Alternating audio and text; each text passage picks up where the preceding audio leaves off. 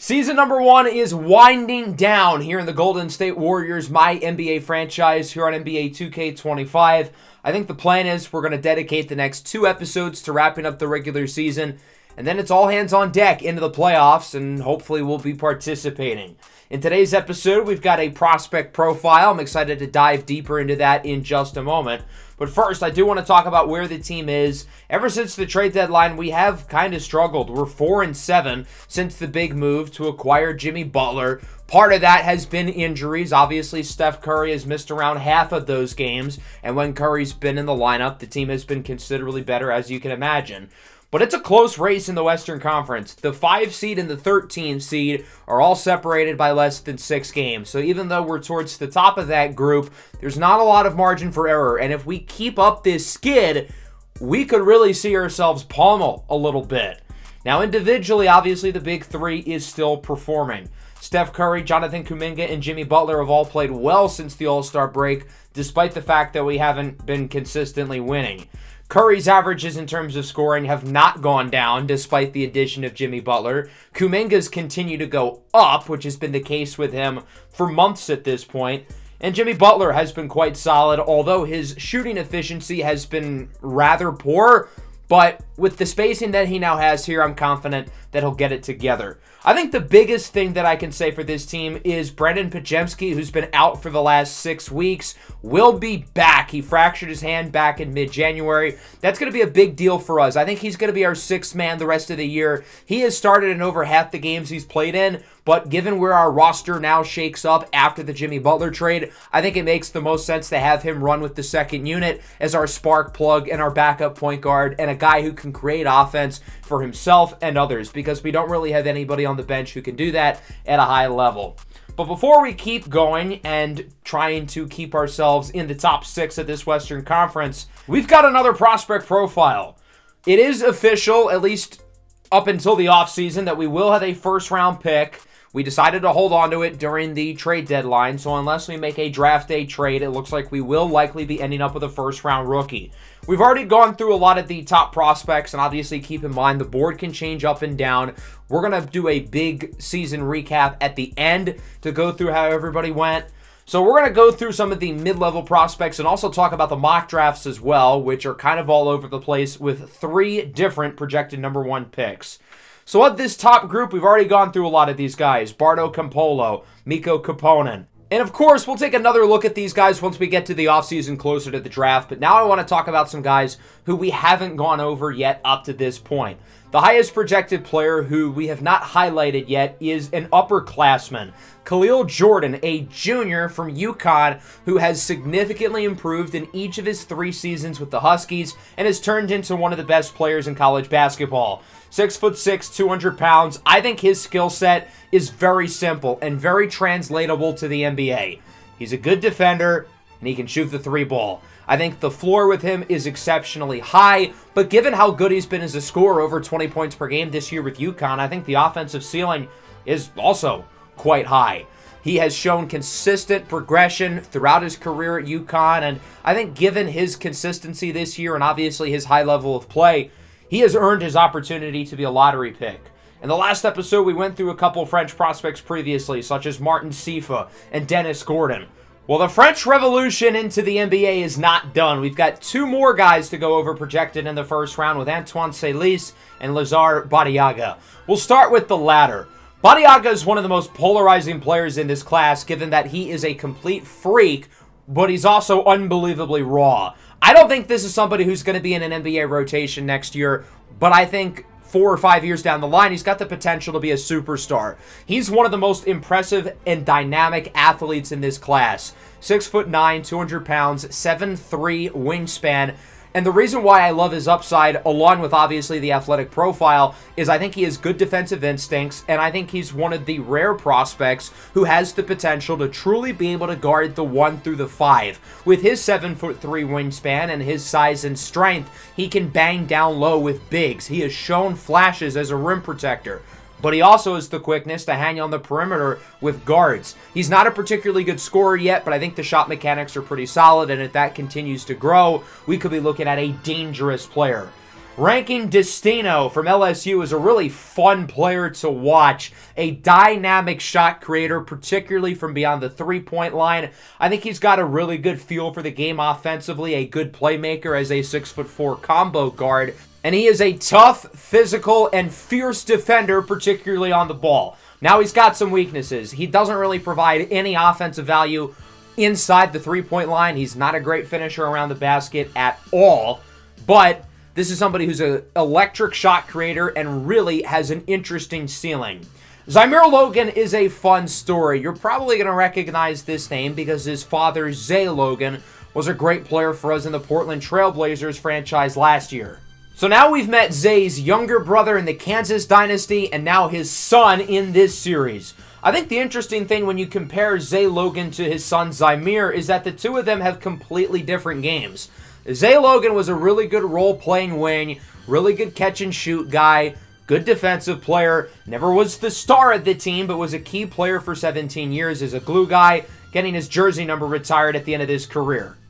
Zymer Logan is actually a point guard and usually operates on the ball. An impressive shot creator from all three levels and a crafty finisher around the basket. Now, the interesting thing with Logan is that he is 6'8", and his shiftiness at his size is really impressive.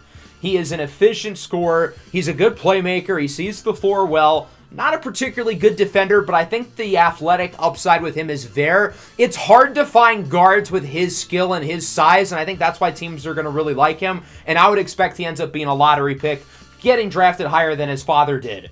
Albrecht Schwartz from Michigan is up next, and when you first watch him, you think he's a traditional back-to-the-basket big, and that is true. He's somebody who gets most of his scoring inside, and he's a good rim protector, but I think there's more than that with him. This is somebody who can run the rim, he can run the floor, he's athletic, and I think he's got good touch within 15 feet. I think his athleticism is going to make him a valuable player in today's league, and if he can develop the outside shot, I think that'd be especially helpful. Jeffrey Thomas from Tennessee is box office television. He's currently projected as a fringe top 20 pick, but there are some NBA scouts who really like this kid and think he belongs in the top 10. One of the most dynamic scorers in college basketball at just 18 years old, he is a human highlight reel waiting to happen. The rest of his game is not polished at all, though. He isn't a great playmaker despite being the point guard and usually operating on the ball. He's also not a great defensive player, but he is a fun player to watch score the basketball. Antoine Salis, the combo guard from French, is kind of built in the same mold. If I were to use one word to describe his game, the word would be aura. He reminds me a lot of Jamal Crawford on offense, somebody who can create his own shot off the dribble. He's crafty, he wins with finesse, and he is all around a really fun player to watch score the basketball. Ethical hoops. I think the rest of this game is more polished than Thomas, though. I think he's a better defender. I think he's a better playmaker as well. And I like his build a little bit more. 6'5". He has good athleticism, and I think the upside with him is really impressive. Let's now take a look at the guys projected in the 20s. We'll highlight a few of the key names here, including Chance Palermo from Kansas. When you're at the end of the first round, especially for a contending team like, say, us, we're probably looking for a role player, a guy who we think can give us minutes early on, and Chance Palermo, despite only being 18 years old, is exactly that. A very translatable, simple skill set. He can shoot the three, off the catch, he plays good defense. I don't know how high the ceiling is with him, but I'm very confident he's going to be a good player. Bo Washington from Florida is a fun guy, having a really impressive sophomore season, breaking out for the Gators, and he has become one of the best players in the SEC. I would describe his game as old-fashioned. Relies on the mid-range. He is really impressive as a scorer from around 15 feet out, and he's an impressive, feisty defensive player as well. And his stock has gone up and up and up throughout the year, given his constant improvement on both ends of the floor. Really good defender. He's also a versatile defender. I think he can guard multiple positions. If the shooting consistency improves, there's no reason to think he won't be one of the 10 best players in this class. That's the big question with him. Some other names to watch include Nitro Rodriguez, a talented physical forward, Zach Schweid, a 7-footer who's a skilled big man, Cameron Tylick from UCLA, really good scorer. But I want to look at Carson Young from Arkansas, who looks to be the next great John Calipari guard.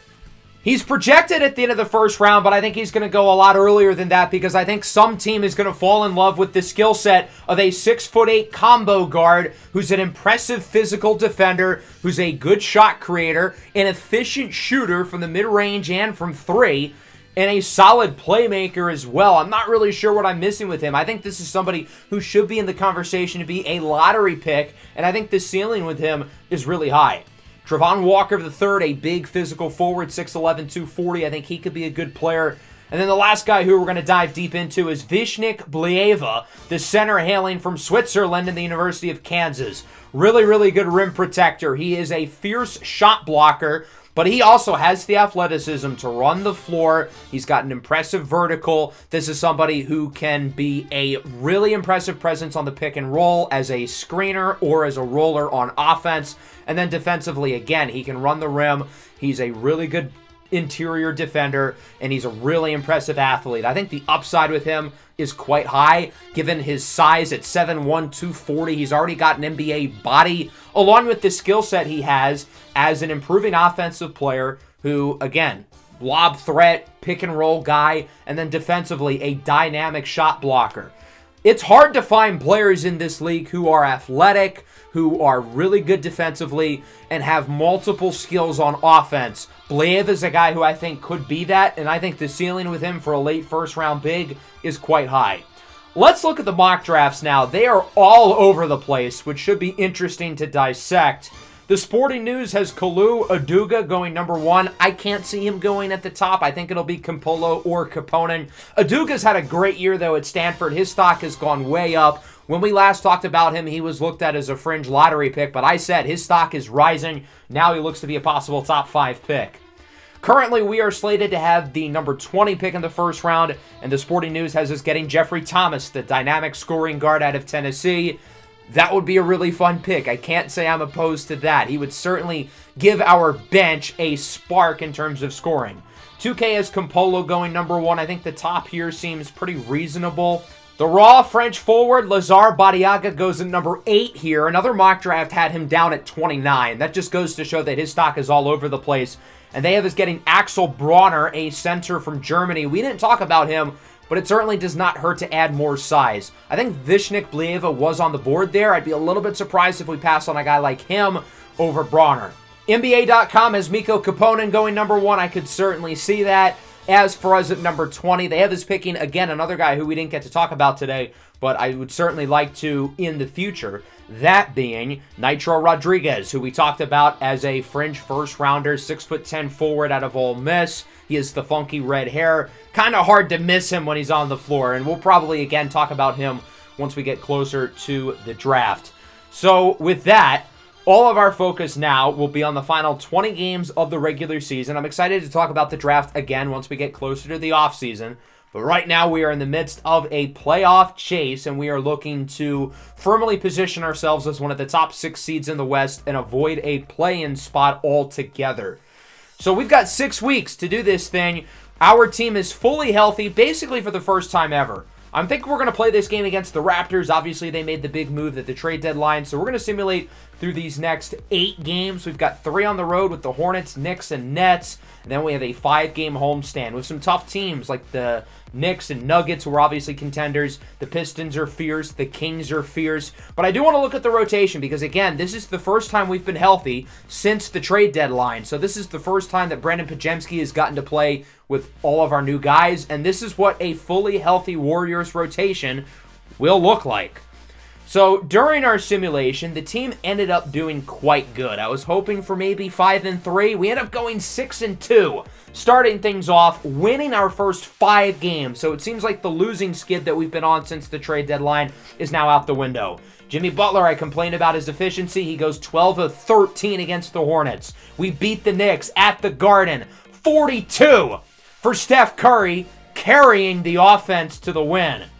138 against Portland, 29 for Jimmy, 28 for Curry. Podziemski's been awesome since coming back from injury, averaging around 16 a game on good efficiency. He's been really consistent coming off the bench. It's been great adding him back into the lineup, and I think him returning has done wonders for our team, particularly the second unit, and I think he's a big reason why we're 6-2. We're now the 5 seed, but we're only a game back of 4th. Oklahoma City's lost 5 in a row. They are dropping quickly. Let's take a look at the Raptors, who have been really good this year. Obviously, they made the big move to acquire Jalen Green at the deadline, joining forces with Scotty Barnes, Emmanuel Quickley, and R.J. Barrett. The Raptors have been a major surprise this year. They are the 2 seed in the Eastern Conference with an all-star-esque season from Scotty Barnes, another leap in development from R.J. Barrett and Emmanuel Quickley. And the Raptors decided to get another big-time piece for their core with Jalen Green, who they're expected to give a max contract to this upcoming summer. You'll notice Jonathan Kuminga's numbers and usage is down, but I'm not overly worried about it because the team is playing well. Curry and Butler's averages and usage have also gone down. It's just with more mouths to feed. Everybody's numbers are going down a little bit, but the team is producing, which is obviously the number one important thing. So we'll see how we're able to fare against one of the best teams in the Eastern Conference with a really good young core and some solid role players. They did have to trade a few guys away to the Rockets, though, to get Jalen Green. Bruce Brown was in that deal. Grady Dick, who's having a really good year, was also in that deal. As Kelly Olynyk wins the tip and we are underway, Warriors and Raptors, a 2019 Finals rematch. The Raptors with nobody left from that Finals team on the roster as Jalen Green hits the corner 3 in transition. Can't leave him wide open. He's going to make you pay. Jimmy Butler with it, looking to drive by Barrett, and he does with the throwdown. Jimmy Butler continuing to get acclimated here with the Warriors. I feel like he's really starting to get comfortable within this offense. Curry, step back, thin beauty. Emmanuel Quickley's not the biggest, but he's one of the more underrated defenders in the league. I think Curry's going to have his hands full as the Raptors don't see Butler on the backdoor cut. They were so focused on Curry, that's where they drew all their attention towards. They forgot about Butler driving to the paint. Good play by Golden State as Barrett is blocked. Trace Jackson Davis with the denial.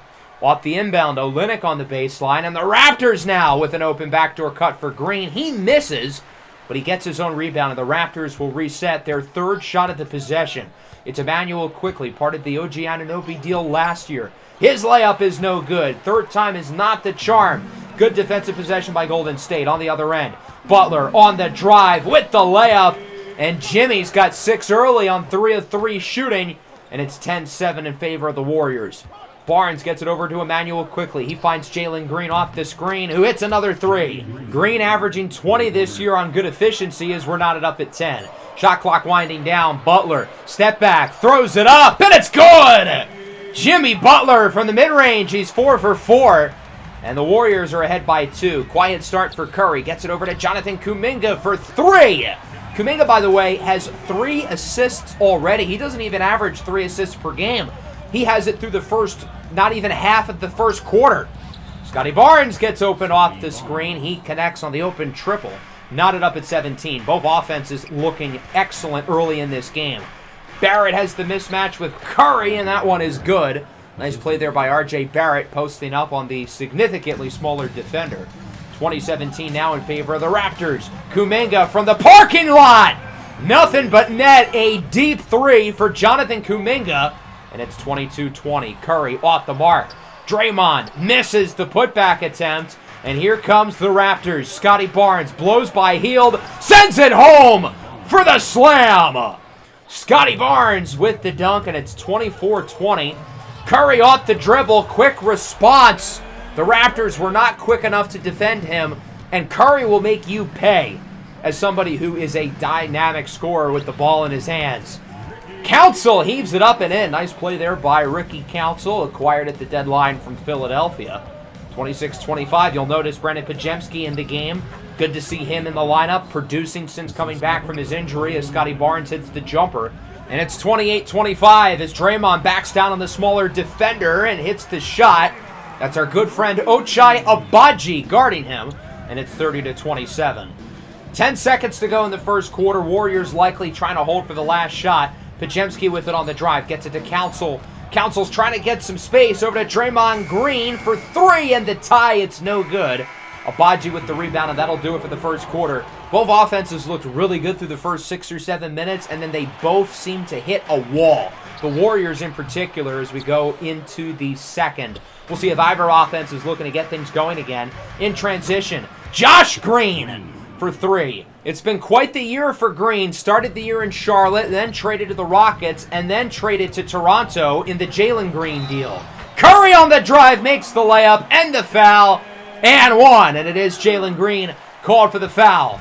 35-33. Here comes Curry now with 8, starting to heat up. Pull-up three is good with Agbaji in his face. Nice play there by Steph. He's now got 11. And the Warriors are back ahead as that one is intercepted by Kyle Anderson. Here comes Golden State. Anderson, Bona. Layup is no good. Grabs his own miss. And the rookie out of UCLA, Adem Bona, gets the putback. 38-35. Barnes fadeaway over Anderson. It's good. A strong start scoring-wise for Scotty Barnes. He's got 17. 1-point game. Curry, pull-up three is good, and he does the Steph signature shimmy. 4-point game. Pajemski pump fake with the slam. I think it's fair to say whatever wall the Warriors offense crashed into at the end of the first quarter, yeah, the offense is back. Pull-up jumper for Barnes is no good. Gets his own miss. Out to Emmanuel quickly, guarded by Ricky Council. Quickly looking for the screen. He gets it for three. And it's off the mark. Olynyk with the rebound. Third opportunity to score here for the Raptors. Agbaji at the top of the key, guarded by Curry. On the drive. Pump fake. Nice move by Ochai Agbaji. Rock chalk. It's weird seeing him on the other team. And it's a 4-point game. Butler back in it on the drive. Out to Curry. Another three. Bang! He is en fuego! The Raptors cannot put out the fire. 46-41. Agbaji on the drive makes the layup. Ochai Agbaji giving Toronto some great minutes off the bench as it's a 3-point game. Curry with the layup. He's got 19, I think 14 of which have come in this quarter. 5-point lead, 5.5 to go in the first half. Another nice move by Agbaji. I miss the days with Agbaji and Zay Logan leading the bench for the Blazers. Now we get to see Agbaji here in Toronto, and we get to see Zay Logan's son in the NBA draft. Curry with the dime for the big man, Trace Jackson-Davis, who gets his first points of the game. Both offenses continuing to trade punches like a track meet as Kelly Olynyk hits the triple. The native of Canada playing for his home country team. Why is Curry wide open? I don't get what they're thinking. Curry even hesitated because he's thinking inside, are they that stupid to leave me this open? Ultimately hits the shot. He's got 22. Off the miss. Here comes Trace Jackson-Davis out to Curry. To Butler. In transition for three. No good. But Jackson-Davis is there with the rebound and the putback. 7-point lead for Golden State with now 3.5 to go in the second quarter. Barnes guarded by Kuminga. A couple of 2021 draft picks. Barnes hits the open three. Kuminga was not expecting him to pull up and shoot it, but he does. Barnes throws it up, no good. Nice defense by Draymond, and here comes Golden State. Pajemski with it, over to Jimmy Butler on the drive. Butler throws it up and in. A very efficient 12 points for Jimmy Butler. Most of them have come in the paint. This is a 13-point lead. Golden State building this lead late in the half. Pajemski with the drive, gets the dunk in front of the rookie out of Baylor, Jacoby Walter.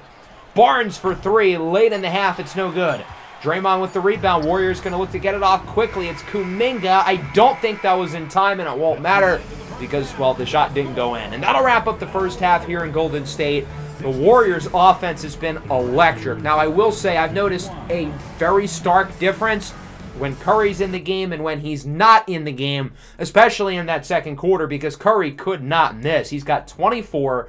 I think 19 came in the second quarter. I mean, some of the shots he was making from three were ultra impressive, but he's not the only guy who's had a great game. Scotty Barnes with 20, despite the fact that the Raptors are down big. Into the third now. Curry with it on the drive. Out to Buddy Hield for three, and Buddy buckets is on the board. It's an 18-point lead now for the Warriors. They've got 69. Nice. Curry, no good. Nice play there by Scotty Barnes, protecting the paint. On the other end, Barnes out to Emmanuel quickly. He hits the three, and the Raptors are looking to keep themselves in it. Lead is within 15. Butler with it, guarded by Barnes. Step back, throws it up, and it's good! Another impressive shot by Jimmy Butler. That was a 2, and it still goes in. A really hard shot for Jimmy, continuing his efficient afternoon. Gotta guard Jalen Green. Buddy Hield was slow to react, and Green, a dangerous shot creator, shows it there. Kuminga on the drive. It's tipped, and it ends up with Toronto. Quickly has it. 2-on-1. Keeps it himself. Jumper's good. And the lead is within a dozen. Toronto needed to light a spark early in the third to keep themselves in the game, and they certainly have. Jalen Green, what a move. He is in for the layup. Green and Quickly are the two guys in the backcourt really leading the resurgence here for Toronto as Butler posts up. That one is no good. Gets his own miss. Throws it up and in. Jimmy Butler has hit some really difficult shots today. He's got 18, and the Raptors call time. 77-65. Butler blows by Barrett. Out to Kuminga for 3. That one is good. He's got 12 to go along with 6 dimes. I'm liking this playmaker arc we're seeing from Jonathan Kuminga. Green inside for Quickly. That one is good. And Emmanuel Quickly is quickly running up his scoring total here in the third quarter. Kuminga off the catch. That one takes a very lucky bounce in. Scotty Barnes with the quick closeout. But the shot still falls, and the Warriors' offense is not slowing down, but Toronto's is keeping pace. Here is Josh Green, guarded by Ricky Council. Gets it over to Jalen Green. The two Jay Greens, who were both in that trade with Houston, connecting as Jalen hits the 3, and the lead is within 8. Closest this game has been in a while. Everybody's stationary. Curry throws up a 3, and it's good. That was certainly one of the offensive plays of all time, but hey, 3 points is 3 points. Quickly on the drive. Heaves it up, and it's good! And 1 for Emmanuel Quickly. Mean mugging the defense. He would miss the 3 throw, though, so it's still a 9-point game. Anderson doubled. Look who's wide open. I mean, what are we doing, Toronto? I get doubling Anderson because of the mismatch, but Curry's not the guy you leave open. Quickly looks to respond, and he does! Another 3. 16 points in the third quarter alone for Emmanuel Quickly, and it doesn't look like he's done. Off the screen, another right wing 3. And the lead is back within 8. 94-86. Curry with it, dancing around Green. On the drive, Curry with the layup. What a move by Steph Curry. He's not just a magician from 3. He can create magic from all over the floor. Barnes has a wide open man in the corner. It's Ochai Agbaji. Can't leave him wide open. We learned that in the Blazers series. A terrific catch and shoot guy. And now with the shot clock unplugged, obviously we want it in the hands of number 30. With the screen from Butler. Curry on the drive. Back to Jimmy. Layup. No good. Nice defensive play by Ochai Agbaji, who's playing a whale of the game today. That'll wrap up the third. Impressive quarter for Toronto, and the lead is within 7. 98-91 into the fourth. Jalen Green with it, looking to continue the comeback for the Raptors. He's in with the slam, and the lead is within 5. Jimmy Butler with it, guarded by Josh Green. Gets the screen from Draymond. Butler inside. Layup is good. He's got 20. Big play there for Jimmy, and he gets it back on the following possession. Floater no good. Gets his own miss. Layup is good, and oh no! Jimmy Butler's grabbing his knee, throbbing in pain. This could be devastating for the Warriors.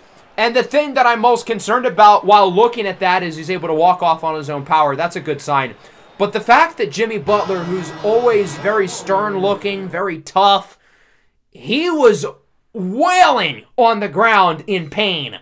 Not a good sign as we take a look at what happened. It doesn't happen off the offensive rebound. It's right here. He lands awkwardly. It looks like his foot gets stuck between Josh Green's. The fact that it appears to be a contact injury is a good sign. It looks like his leg got tangled, so I don't think we have to worry about any ligaments getting torn or anything. But still, that is not good news. One of our key players, his right knee, and they'll check on him in the locker room. We'll get his status later in this game. Agbaji up and in with the slam. For a guy who's supposedly a 3-and-D role player, Ochai is a freak athlete who can get up with the best of them as Podziemski doing the dirty work. Second chance layup is good off his own miss. 7-point lead in the corner. Josh Green. Bang! Toronto now within 4. Golden State calls timeout. The Raptors were down as many as 19 back in the third. Curry off the crossover 3 is no good. This place would have erupted as he nearly broke Emmanuel Quickly's ankles. Lob attempt is intercepted by Trace Jackson-Davis. On the other end, Kuminga, wide open slam! Hanging on the rim for some extracurricular, and it's a 6-point game. Handoff for Emmanuel Quickly, gets the screen. Quickly on the drive, out to the big man, Chris Boucher, the former Warrior. It's a one-score game off the three. Trayce Jackson-Davis is doubled. Somebody's got to be open. Kuminga, bang! Big shot for Jonathan Kuminga, who with the loss to Jimmy Butler is now back as the number 2 option. We know he can certainly handle that. Green, step back. His jumper is good, and the lead is now within 2. The Raptors are continuously making this game closer and closer and closer. Caleb Martin with it. Turnaround layup is good. Nice play there by Martin, his first points of the night. So I've got some news on the injury front. There's good news and bad news. Jimmy Butler, twisted knee. I think we really dodged a bullet. He'll be out for the rest of the game as Draymond smokes the layup. But all things considered, that's very good news.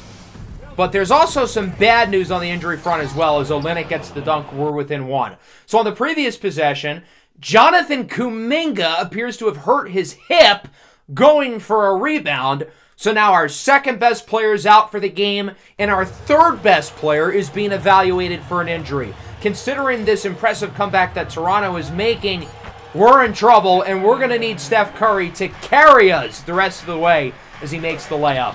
Quickly blocked at the rim by Trayce Jackson-Davis. What a play! On the other end, he looks to take it himself. Guarded by Jalen Green. That's a mismatch. He'll draw the double. Somebody's got to open up. Pajemski with it. Over to Hield. He gets it to Curry. Back to Jackson-Davis. We want to get back to this mismatch with 8 on the shot clock, and he is fouled. Great play by TJD. He would make 1 at the line, and we're within 4. With Butler and Kuminga out, Pajemski is closing. He misses the layup. And Draymond is closing along with the other 3 starters. Jalen Green, mid-range jumper from the free-throw line is good, and we are within 2. Here is Steph Curry with it. Shimmy, step back, thing of beauty. 36 for Steph Curry, who tells the defender he's too little. 4-point game, a little over 2 to go. Curry off the screen from way downtown. Bang! 39 for Steph, and it's back to a 7-point lead. Green inside, guarded by Hield. Great defense, but even better offense. The Raptors aren't going to quit, given how good of the second half they've had, and given that, well, 2 of the big 3 is out. Doesn't matter because Curry's not missing, minus that shot, but luckily Trayce Jackson-Davis is there for mop-up duty. He gets the putback. 6-point game with a minute to go as it's ripped away and stolen. Buddy Hield with the deflection. Draymond with the steal to the big man. Trayce Jackson-Davis in transition. And that should be the dagger. No further scoring after that dunk. And the Warriors win at 126-118. An impressive win against one of the best teams in the Eastern Conference in Toronto. Now, we should have closed this game out earlier. We were up by as many as 19 early in the third. The Raptors brought it within as close as 1. But Steph Curry was able to close things out. Butler and Kuminga played well, but they both got hurt. It was the Curry show the rest of the way, and he was phenomenal, finishing with 41 points. Started the game a little bit slow, but in the second quarter, he caught fire, and, well, he never really stopped. He was unbelievable in this game, and obviously the number 1 reason why we won. Butler with 22, Kuminga with 20 and 7. Both guys played well. Both guys were efficient. Butler 10 of 13 within 2. And 2 of his misses, he still scored off of with offensive rebounds. Kuminga, meanwhile, with his 7 dimes, goes 5 for 7 from 3. Pajemski was solid. Trayce Jackson-Davis was good. 12, 11, 3 assists, 3 blocks, no misses. As for Toronto, a 3-headed monster. 31 for Emmanuel Quickley. He was dominant in the second half. 30 for Jalen Green. 24 for Barnes. He led the way in the first half.